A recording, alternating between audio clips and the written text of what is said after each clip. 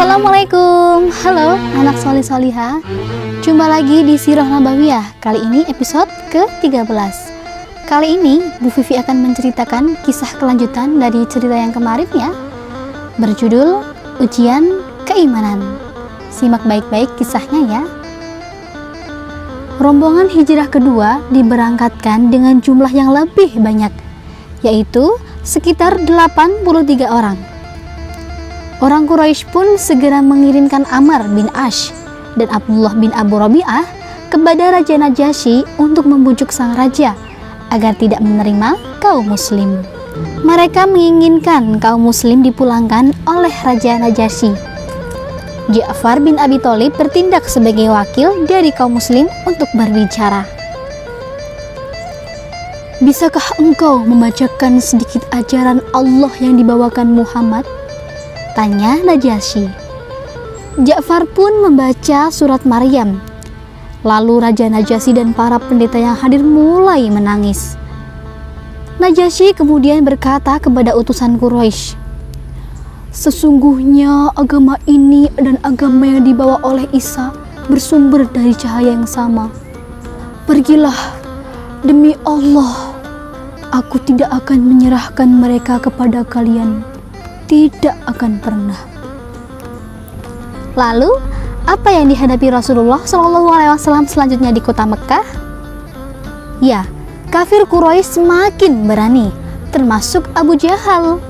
Suatu hari di Bukit Sofa, seperti biasa, Abu Jahal menghina dan mengganggu Rasulullah SAW. Abu Jahal menghantam kepala Rasulullah SAW dengan sebongkah batu hingga Rasulullah berdarah. Peristiwa ini lalu membuat Hamzah bin Abdul Muthalib, paman Rasulullah SAW sekaligus jagoan muda Quraisy, memeluk Islam. Hamzah pun menjadi salah satu pejuang utama kaum muslim. Masuk Islamnya Hamzah bagaikan sebuah sinar terang untuk Rasulullah dan kaum muslim. 3 hari setelahnya, sinar terang itu semakin gemerlap ketika Umar bin Khattab, orang yang sangat ditakuti dan disegani oleh orang Quraisy pun masuk Islam. Al-Faruq atau tegas dalam membedakan yang hak dan yang batil adalah gelar Umar setelah masuk Islam. Kaum musyrik Quraisy semakin cemas mengetahui Hamzah dan Umar ada di tengah kaum muslim. Mereka pun mencoba menawarkan harta yang dapat menjadikan Rasulullah SAW orang terkaya di antara mereka.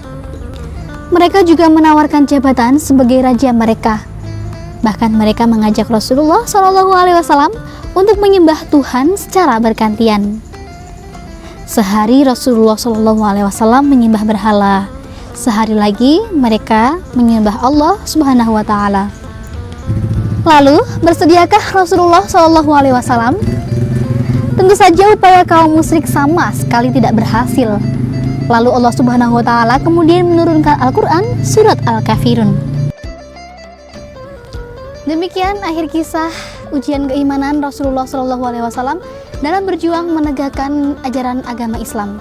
Semoga kita bisa meneladani kesabaran Rasulullah SAW dalam kehidupan kita sehari-hari ya.